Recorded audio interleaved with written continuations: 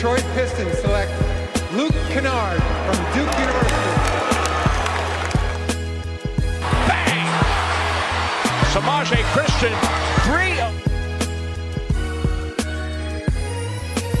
3. Welcome back, everybody, for another Triple Double podcast. This is Corey Albertson of Triple Double Prospects with Jason Morrow of 270 Hoops. Here is our producer, and we've got another great episode for you guys. Our guest today is Reggie Butler of Full Court Vision Basketball. A former professional basketball player, Reggie resides in Michigan and has become one of the most well-known skill developers in the nation. His big man camps have been attended by some of the nation's top young prospects as well as college coaches. Reggie is joining us today to talk player development and how he tries to maximize players' talent. So, Reggie, run us through your background. You really maybe aren't known at your alma mater, Xavier, where you had a playing career, but you've gone on to do a lot of things after that, despite not having spectacular numbers, but you did it through a lot of, perseverance is going to be one of the themes today. So just kind of run us through your background and, how you've gotten where you've gotten in basketball. Again, thanks for having me, man. I guess my background is kind of just overall a guy who probably never should have been where I've been. Started playing late, didn't play till 16 as a sophomore, and wound up on JV.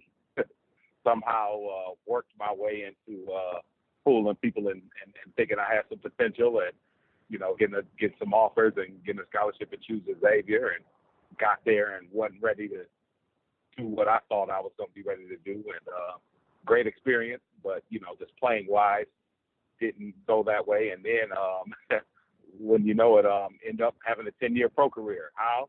I know, but shouldn't have even been there. So as far as if you just want a history on me, that's exactly what sums me up. Is just never should have been where I was. Well, two things I saw on you in terms of playing career. So last night I was doing some prep for this podcast, and I think you're a great Twitter follow. I'm going to share your Twitter here at the end a couple times for everybody.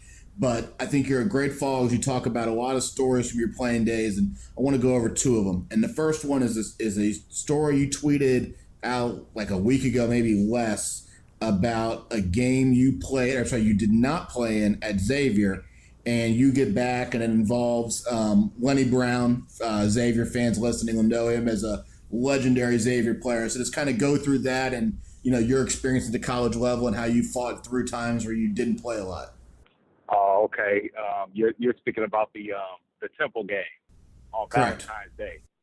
Yes, it was just a situation. Well, overall, with me being a big guy and the style we played was getting up and down, we were always kind of top 10 and scoring and everything. But Temple, back in that day with John Chaney, always had big fellas. They played zone and had 3 or 4 big fellas in the rotation. And every time we played Temple or George Washington back then, or just teams with a big guy, I always pretty much got in the game.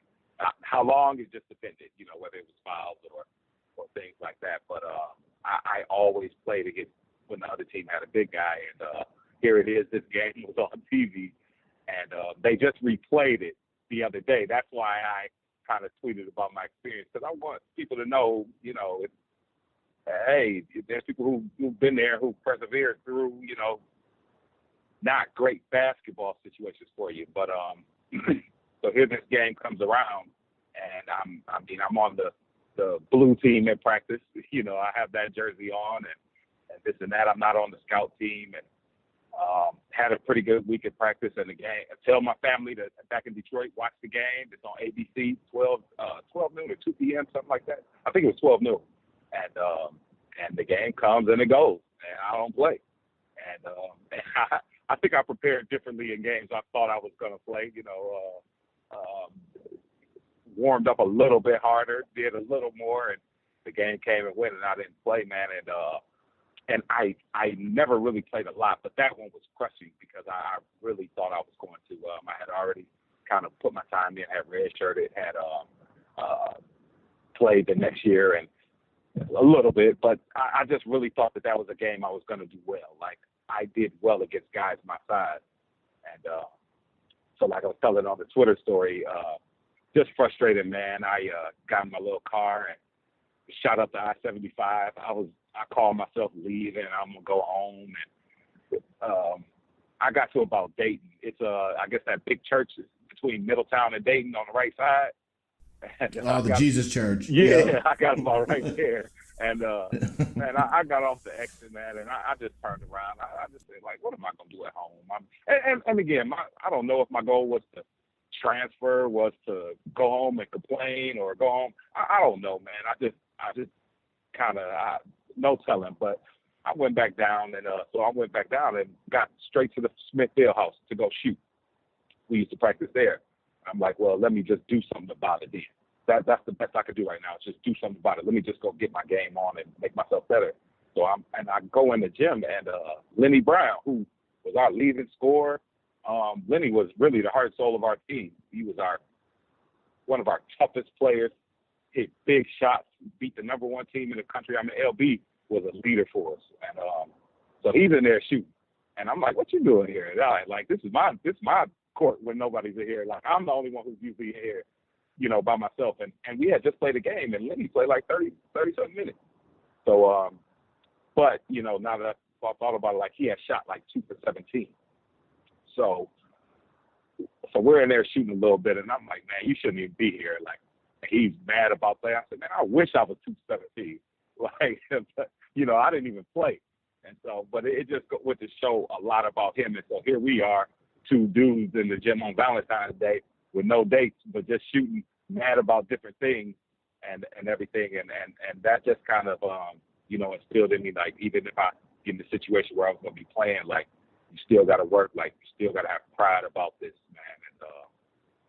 And that just summed up, like, LB, Lenny Brown's career. So then you went from there, and so you got your chances to play in the NBA Summer League and be in NBA camps and everything. And, Coach Fizdale just got the head coaching job with the New York Knicks. And there was a quote from you where you said that you were around. I don't want to take too much out of your story, but it's something along the lines of, he said, we just like having you around. And you leveraged being a guy that coaches liked having around into what you said, I think, was a 10-year pro career. Yeah, and that I'll kind of go back to big parts that you missed. I mean, you were exactly right. I did, take some summer NBA stuff and training camps. I didn't play any games in the regular season. Also, I finished off the final cut stuff, but just kind of, and I tell the kids this all the time, like, as far as how a path goes, like, averaging 2 points in college, there was a lot I did for myself to even get to where somebody in the NBA setting would want to bring me in. Like, we're not talking about a situation where I was a physical freak of nature where they're going to give you a shot regardless. So in between, even before I ever met Fizdale, how I position myself in my summers and other things, how I seeked improvement, kind of got me from there to even being considered. I mean, every summer I would pay my own way and try to find sponsors and call and do all of this to get out to the People Big Man Camp, or try to get a plane ticket out to Vegas for Tim Gergrich's workout. And I would just try to put myself in as many alternative situations as I could, just seek improvement. Well, let me go out here. I heard they working out over there. Okay, I heard they working out in LA. Let me try to get out to LA and work on and get in that runs out there. Like, let more people see me. Like, just search for that. And I mean, there's pitfalls in that. I mean, the first time I went out to Gerg's camp out in Vegas, he wouldn't even let me in at first. Tommy Shepard, who's now the GM or president of basketball operations with the Wizards, he was with the Nuggets then, and one of my best friends was with the Nuggets. So I go out there after the season and kick it with him, and I met Tommy, who was something lower with the Nuggets then, and I had Tommy call Gerds for me, like, hey, this college kid from Xavier wants to get in. Gerds like, who? Who? What's his numbers? And no, he can't get in. I still went out there because Tommy told me, like, okay, no, I'll be able to get you in. Went out there, all the players stay at the Luxor. I mean, everybody's up there. Jermaine O'Neal, Paul Pierce. It's top flight college players. It's just a week of workouts that he does, and you 6 hours a day, 3 hours in the morning, 3 hours in the evening. You work out, then you hoop and you play, and well, you would meet in the lobby, and they were getting in a rental van, and I was down there in the lobby. And he said, "Who are you?" And I told him that. He said, "Oh yeah, they called about you." He said, "Yeah, you can't come." And I told him you couldn't come. And so I'm just there in the lobby. So they leave, and I'm still there in the lobby. So now I flew out to Vegas to, take part in this. And he said, "I can't come." So I took a taxi to the gym. I remember Gary Payton was walking in, and he wasn't participating or anything. He was, on his super best status. He didn't even have to do something like that. But I just kind of walked in behind him a little bit, which got me past the guy they had at the door, and got in and put my clothes on. And I didn't do anything that day. I couldn't kind of find a way to sneak in. But then the next day, I was down in the lobby, and again, he said, "Man, I saw you over there on the side." He said, "I was gonna throw your ass out of there if you would have, excuse my language, if I would have saw you step on the court." So I'm glad I didn't and didn't get embarrassed. But he said, "Man, come on, you can come on in today. I like that perseverance." And so, just taking part in that week, it just showed me like, okay, I'm not really that bad, man. I could compete out here with these guys. I mean, I'm not as good as these guys, but I can compete out here with these guys who I see on TV and this and that. I'm not that bad. And just putting myself in situations like that was how I'm able to, when I got out of school, just when my agent started calling around, people kind of knew who I was, and always putting myself in the gym. Next thing you know, a couple summers later, I'm in Houston working out with John Lucas down there, and I heard you had B. Merritt on the other day, and it's funny, I didn't realize who he was until he started talking about what he did, and now I remember who he was, like when he first started back then. You understand? Like, that's funny. I didn't put two and two together, but now I remember him from the gyms down there at Fondy and Westside Rec. So, I'm around the gyms every day. All my guys in the NBA, man, that's so Pole, but Dice, I go down and live with them in the summers, man, and we go to the gym, work out all the time. And one day I went over early and to work out before we played because I didn't get to play as much as when we played at 11. I didn't get to play as much, so I was like, all right, I'm gonna go at 9, get my lift in, get my run in, and any playing I did was just extra. It was great. So I go over there, and it's a couple of NBA teams in there, like working out. It was the year that Zach Randolph was a rookie, Josh Smith was a rookie, Quintel Woods. That the Atlanta Hawks and Portland both had a bunch of young players.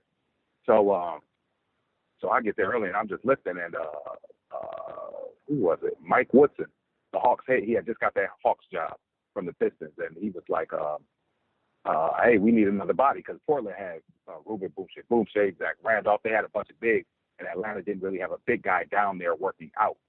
And so he said, hey, come on out here with us. And we were about to play some 5-on-5 and get some work in and some learning in, and I just did well enough. And Fizdale was Atlanta's assistant coach, and I did well enough as far as playing. But besides that, just I knew that those guys were rookies straight out of high school. They had Josh Smith, Dante Smith straight out of JUCO, Josh Childress out of Stanford, and Royale Ivy straight out of Texas. So they had 4 rookies that they were really trying to integrate. And here I was, 26 years old and had played overseas for a bunch of years. So I was a rookie NBA-wise, but I wasn't a rookie. And I had, just been around NBA life. So I knew I was just a veteran in mindset.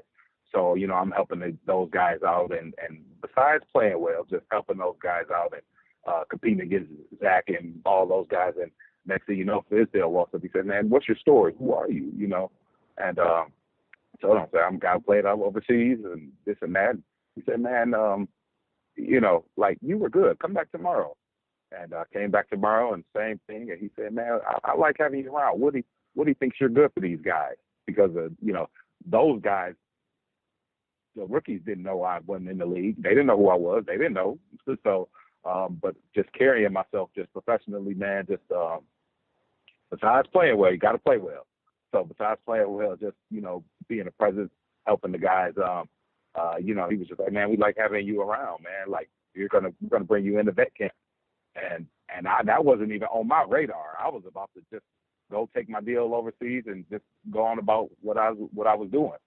But that's just a story, man, and just my thing. So I just didn't want it to go from, I went from college to NBA trials.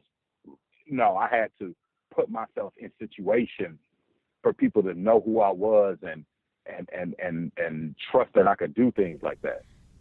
Well, I'm glad I wrote that stuff down, because the full version of that story is fascinating. I've never heard that, so that worked out well. And no, I think that's a great background on who you are. And this podcast is going to play differently than some of the other ones. We've had some guests on here who are in prominent coaching roles that people maybe know, and you're gonna come off as somewhat of an unknown to people outside of the community of guys who you've helped develop and work with, and college coaches that you correspond with on guys to target and how to develop guys. So you contacted me and you said, I'd like to come on the podcast. I've got a lot of things I want to get off my chest in terms of talking about player development. And again, your big man camps have been attended by great players and great college coaches. You know a ton about player development. You have very outspoken views on it. So in developing players, what are some of the things that you see here in 2018 that you think need to be said on a forum like this? Well, it's a combination, and it's all about who we're talking about. So let's start with you. Say in the youth aspect, when I go to a lot of games, high school and AAU, and I'm not one of those guys to bash basketball today. I love watching today's games, high school and AAU. So I'm not one of those guys who says blanket statements, all these kids are terrible. No, these kids are good. But just in terms of, like, when you talk about development, man, and especially when you talk about these big kids like that I work with, and I work with a lot of guards, but just these big kids are at a slight disadvantage in today, because you might have if any kid that's already developed and is already cut mustard, I mean, he's on the court. He stands out a mile. He's 20 and 10. He's dunking. He's rebounding. He's being a presence offensively, defensively. I mean, he's doing his thing. He's a no-brainer to leave out there. But anything under that is where you got to kind of find a common ground. Like 90% of other big guys who aren't top big kids are maybe starting on a team, and as soon as who's the first sub that comes out? Them. It's them. They're the first sub. Or let's say the other team goes small, puts a 6'4" kid in who maybe can do a little bit off the bounce. Let's say maybe that kid is even a wing, but just maybe rebounds well, so they feel secure enough that they don't need the big guy in. Well, I mean, that big guy, if he's coming out, the team's going to match down. So in development, man, it's a fine line, and just talking about training, like some of the trainers I train myself, but some of the trainers are gonna be mad at me, man. But like, I see guys online and joke guys who, me too, I do it too, use tones and use gimmicks, and overall, I think training, man, has gotten away from what the purpose is. The purpose to me is to make somebody a better basketball player. But there's a lot of training that goes on that just tries to teach guys moves. So you might have, and you know what? If you already have a base of basketball skill and basketball knowledge, I think that is the next step. The next progression is to start to learn moves, because you have to learn how to score, how to create separation, how to do for self. But you can't teach kids that don't even know how to play moves, because they can't even get on the court and do those moves. So that's where I see the big disconnect, man. It's just some training has turned into a gimmick, man, to do moves and to try to just try things that player is not going to get an opportunity to do because he can't even get on the court. You understand? You drilled it, because I see guys. I'm happy you said that, because when I see guys doing training, I see so many guys doing 6 dribbles into a step back jumper or 6 dribbles into a Euro step, and the kid can't make an offhand layup, or the kid can't make a jump shot, but we're working on step backs. And, I hate that stuff. And then especially with bigs, I think it's even more important because post players develop so slow. And, John Stovall told me years ago, we were talking about just watching some young big guys, and I told him to watch a big kid from Cincinnati. I said, this kid's going to have a chance to be good. I don't even remember who it was. And, the kid didn't play well. And Stovall told me, he said, well, he's young. We'll see him again in 3 months. Then we'll see him again in 3 months. Then we'll see him again in 3 months. And then maybe we'll make a assessment. And that really stuck with me as to how you have to be patient with these big kids. And, what people don't necessarily understand is, guys like me that are doing scouting, or guys like you that are working with, all basketball players, but maybe you specialize in bigs, is you'd rather, from a scouting college coach perspective, have a kid who is bigger and raw as opposed to a kid who is more refined at a younger age, because the refined kids are usually done growing. Their body's matured, so where they've already got some muscle, they've already got some skill. And as a college coach, you're looking at him and saying, well, how much upside does this kid have? Whereas if you take a kid who's got some of the potential, but his game is super raw and maybe he can't even get on the court yet, that's where the college coach is going to see something. And there's some great examples of it down where I live, and we've talked about this on the podcast a couple times. A kid named Jackson Hayes from Cincinnati Moeller that didn't play very much on the varsity team as a junior, but he's 6'10", he can jump out of the gym, and his senior year he's being recruited by everybody in the country. He's got a Kentucky offer. He ends up going to Texas, and those are some of the kind of kids that you've seen in terms of development. And how have you worked with those bigs? It seems like you've really established a let's take it from the ground floor, one step at a time approach. That's exactly right. He's a perfect example, man. Perfect example. Like, has all the athletic ability, just some natural talent, but wasn't able to maybe say help that team system-wise for what they thought his junior year.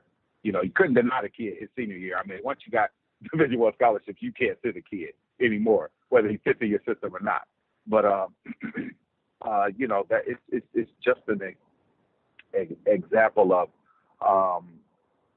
kind of the growth of a kid. You have so many types. You might have a kid that's raw and athletic, or you might have a kid that's non-athletic but has natural touch and hands, feet, but he's just not athletic. There's no cookie cut method. Like, you can't get a kid depending on what he is, you can't just get a kid in the gym and say, okay, we're going to do 30 drop steps or this or that. Or it just drives me crazy that the first thing, like when I ask some kids, like, okay, well, what have you ever been taught? Okay, I've been taught drop steps. And I'd be like, all right, well, how many have you ever done in your life? And they'd be like, none. Just say on a drop step, to me, teaching the drop step is almost like teaching a step back to a kid who can't play. Like, to just start with a drop step, there's so much involved in that. The kid can't even get the ball. You understand? Like, he doesn't even know what timing and position is. Posting up when the ball's on his side, popping out. It's not just about posting up. Just the timing of it, a basketball play, or how a basketball flow goes.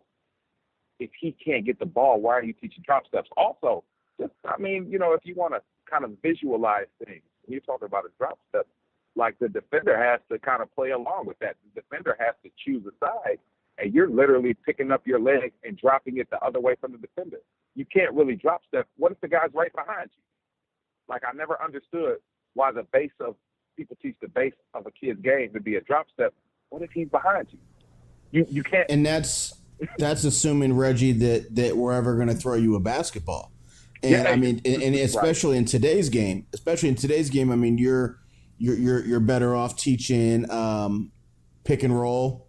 You're better off teaching, let's start off with, if you want to finish around the basket, offensive rebound and, go try and finish it. So last year we had a kid come over straight from Nigeria, and he came over and he was 16 years old, and he was 7'2". And Ricardo called me, and Ricardo said, we got this other kid, and he wants to come work out with our Lakers team. He's probably not going to play because he's just so raw. And I told Ricardo, I'm like, man, if he's 7'2", he's playing. So I don't care.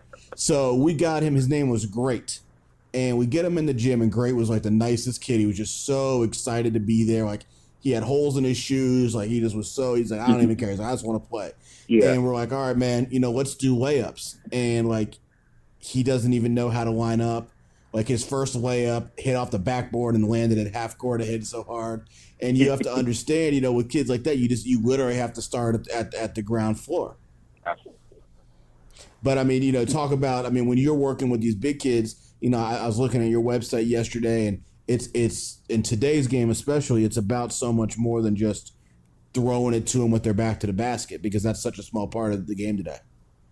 Exactly. Like, for example, at my Camp Wednesday, that's kind of certified. I know that these kids have 2 more live period weekends. And yes, college coaches are going to be there and this and that, but, we're there to learn too. And if I want these kids to excel these last 2 weekends, we're not going to spend much time on that block calling for the ball, because chances are they're not going to get in that situation. Now, the top kids can. The kids that are ready, when they go to the block and sit down and call for the ball, somebody's going to throw them the ball. You understand? It's just the way it is. But anything less than the top kids, it's not going to go that way. So, man, when you're talking about taller, and I hate saying big, because these kids aren't big nowadays. They're, taller, leaner, don't have as much girth as kids even say that came to my camp 2 years ago. But you're talking about catching the ball. That's it. First, catching it, making yourself available for after the guard tries what he tries, you're available to bail him out if he wants to drop it off to you. You're talking about where to stand, where to be. Understand, when he drives this way, you should be getting ready that way. Your hands should be that way. Are you a 2-foot jumper? Are you a 1-foot jumper? Are you a, you have to take a right, left step, left, right, or can you just elevate off the catch and go straight up? I mean, you have to kind of make these kids aware of what's going on in the game that they're about to play in. That's how you can kind of start producing a basketball player. So it's, hey, once I set this pick, yeah, I should roll, but I pretty much know if I set a good pick, he's probably going to shoot it. So my role is more rebound based. I'm rolling to really get the rebound or whatnot. Or, hey, if I kind of go up there and set a pick and I don't set a great pick, I know I got to turn around, look for the ball a little bit faster. And then I got to catch it, and I got to not travel. Then I got to be prepared for the help side coming. So you have to, when you train, you have to train the kid how to play basketball and be successful. You can't just go. Well, when you talk about that, I think that's brings up an interesting topic. So your camp is highly instructional. You have a very specific demographic of player. I know you take guards and everything too, but you have a demographic of a target audience, and you're going to have college coaches here looking at it. So how do you balance? A lot of these exposure camps I'm not saying anything negative because there's some really, really good ones, but the exposure camp is going to be more geared toward showing that college coach what this kid can do. So you do some drills where you can really judge talent, but they're not really heavily instructional drills, and then you play. Your camp is more instructional. So how do you go about that when you have college coaches out there evaluating during your camp where, you're giving that kid the opportunity to gain exposure, but you're also making sure that they learn something? Good question. I talked to the college coaches. I actually asked them. Just even say today, I probably talked to maybe 15 of them today, and I kind of forewarned them that what we were going to be doing, and they said, we love it. Perfect, because when they get to us, we might throw them the ball a little more than they have gotten it, but, we got this guard who averaged 17 points, led the conference in scoring, or was second team all conference, or, there's some schools that had tall kids that, excel, but overall, they would rather a kid that knows how to play and things like that. So at my camps, the fine line is projection, I only want one day. I don't want to turn this thing into what they're trying to turn it to next year and everything, where I'm going to play the game, man. I don't want no parts.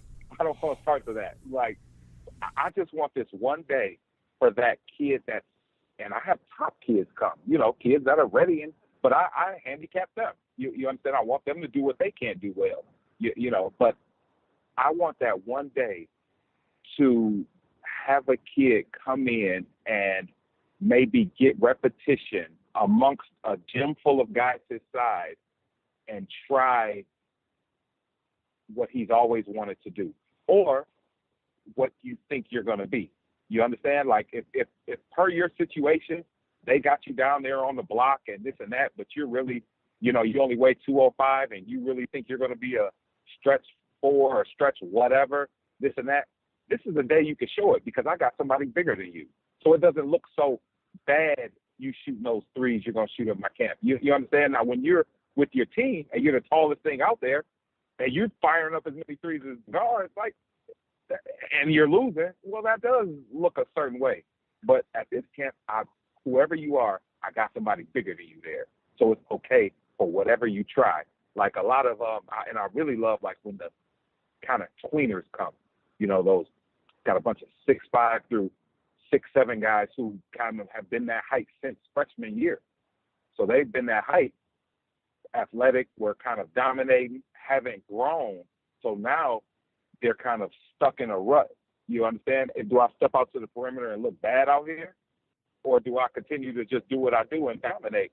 Well, at the camp, it's all right for you to step out there because you're not big anymore. It would look funny if you were trying to post the guys that were there up. So, it's just all about growth. It's all about protection. Even say the big kid, you're not so slow when you're at my camp. You understand? There's probably somebody slower than you. I mean, coaches just get a glimpse of other things that they don't get to see. Because remember, most of these kids are only playing about 12, 13 minutes a game. Let's be real. Well, we had Ryan Peden, assistant coach from Ohio State, on the podcast last week, and he said something I think that was very interesting. And we kind of talked about one of the best evaluations for a college coach is when a kid is kind of out of his comfort zone. And you get to evaluate them doing different things they're not used to. You get to evaluate them when they're struggling. He said that one of his best evaluations of a kid he's going to recruit is when they're struggling, because you get to see how much fight do they have in them, how do they respond to coaching and everything. So you taking them outside of their comfort zone really, really gives the college coach an example to see not just how does this kid play in an AAU game, but how is this kid going to act and respond when he's at my practice if I choose to offer him a scholarship. That's exactly it. And summing that up, like you might have a scenario, we go 5 to 9. So at 5:15, if we're working with the kid on whatever it might be, kick step move, this or that. Well, if by 7 o'clock he's doing that a little better than he was at 5 something, imagine what he's going to do in 4 years under you. You understand? So they love that. They get to see, does the kid have a mindset to even learn something? So it's, right in line with what coach was saying, man. It's a great evaluation tool. And I think it's the perfect place for a kid to get their moment. Like, if you're talking about a kid who can dunk in trainings and things like that in trainings and when he's by himself or on a video to put up on his Twitter, but he never dunks on anybody in the game. Like, there's an element of fear involved in that. Or there's an element of, like, what normal people will never know is what it feels like for a 15-year-old, 6'8" kid to jump when a shot comes off the rim, to jump up in the air, 7 other people around him, and snag the ball and come down with it, like to be the one. It looks easy, but for a kid that's not a top kid, you understand? So anything less than a top kid, for a 15-year-old, 6'8" kid whose mom has always told him, don't hurt him, be careful, watch out, we'll never know what it feels like for him to jump up and people hanging on his arm and him to snag it. All we say is, you should have got that, or box out, or rebound, and they pull him out the game. The other team gets the rebound and they pull the kid out the game. You understand? So he's scared to death. He's so busy boxing out because he gets pulled out the game if you don't box out. A coach yells from the sideline, box out. What's the first thing? You tell me. What's the first thing a coach yells when the other team gets offensive rebound? Oh, absolutely. No, you Box got out. it. You got it. You got it. 15-year-old, 6'8" kid who we've never taught how to pursue the ball. We've only told him box out, do this, do that. Like, we'll never know how it feels. So at my camp, I'm searching for that moment. Like, I want him to, for the first time in his life, to jump up there, grab it with other people around, all these other big kids around. You grab it and you come down with it. Because once you do it one time, you'll never stop. But you got to do it that first time. Well, that speaks to the last thing I want to talk to you about before we wrap up here. And, you talked to me about one of your, jumping back to the training aspect of it away from the camp a little bit. And, again, you're not in the business of speaking negative about the state of basketball, but you talked to me one-on-one about this win at all costs philosophy. And what my understanding of your perception on that is this, that you want to get, high school coaches tend to throw these young bigs, or AAU coaches, I mean, I've probably been guilty of it, tend to throw these young bigs into the game when they're not really ready for that big stage because they're a big body. And I think we've seen a trend like with the Jackson Hayes kid. There's another kid out of Dayton, Ohio that's blowing up right now in the recruiting scene who his coach waited. His freshman year, he played freshman in basketball, a little bit of JV. His sophomore year, he played almost no minutes on varsity. And now, you're giving him this patience and you're waiting, and taking away from that win at all cost mentality is often the best approach for these high school coaches. And you agree with that, correct? The win at all costs, man. When I say that, like, it's hard to win and still have a big guy who's not ready. Because I'm gonna be honest, like, guards win games. You understand? Especially guards, at high school level. Exactly. 100%. Guards win games. Guards will help you keep your job. If you count win totals, you better go get you some good guards. If you're talking about down the line and this and that, well, certain games, I meant you talking about big guys. So when I say the win at all costs, man, big guys who aren't ready yet get hurt by that because, hey, the coach wants to win. No coaches to win. So here he is. He wants to win, but you got this 6'7", 6'8", 6'9" kid who's a little too slow, a little too soft, not yet skilled, but you got to play him because he's going to college, but he's not helping you win. The other team has somebody a little bit smaller, a little bit more coordinated, a little bit together, somebody who can get a rebound and push it, and your kid is left behind. You got to pull him if you want to win the game. So, where's the balance? So it's hard, it's tough, and I mean, I haven't figured it out yet, but I don't coach, but it's a fine line. Like, how do you still get that kid playing time and reps, but still win games? Because he's really not going to help you win games right now. Let's be honest. No, absolutely. Yeah, and it goes to, that's why there's good coaches and bad coaches. And, I don't know the answer to that one either. So, well, good. Well, let's wrap up here. I think we got a lot of perspective on training on this episode, and what are the right approach. And one thing I wrote down that we didn't talk about is I am a big believer in, if you're in the gym, you're doing something right. And even if we're talked earlier about, we're not proponents of working on these super advanced NBA level moves, but if you're in the gym working on that, it's better than working or not working out at all. And,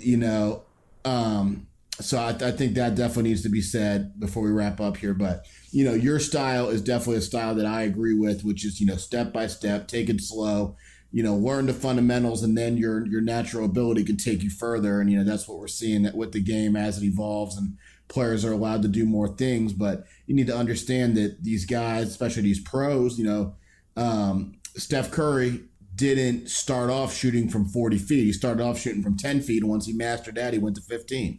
Then he went to 20. And, that's what these kids, I think, don't understand today. And, as people who've been around basketball, we need to make sure we do a great job explaining that. So thank you for coming on, Reggie. We certainly learned a lot. Appreciate you all having me, man. It's a great podcast, and It's only going to get better. Great. Well, I want everybody listening to follow Reggie on Twitter at Full Court Vision. That's Full Court Vision. Reggie's a great Twitter follow. Got a lot of video on there from NBA and college games, kind of breaking down some tips for young players, a lot of stories that we talked about earlier. So absolutely make sure you follow Reggie on Twitter at Full Court Vision. Reggie, thanks again. For Jason Morrow, our producer, my name's Corey Albertson. You listen to the Triple Double Podcast. All right, thank you.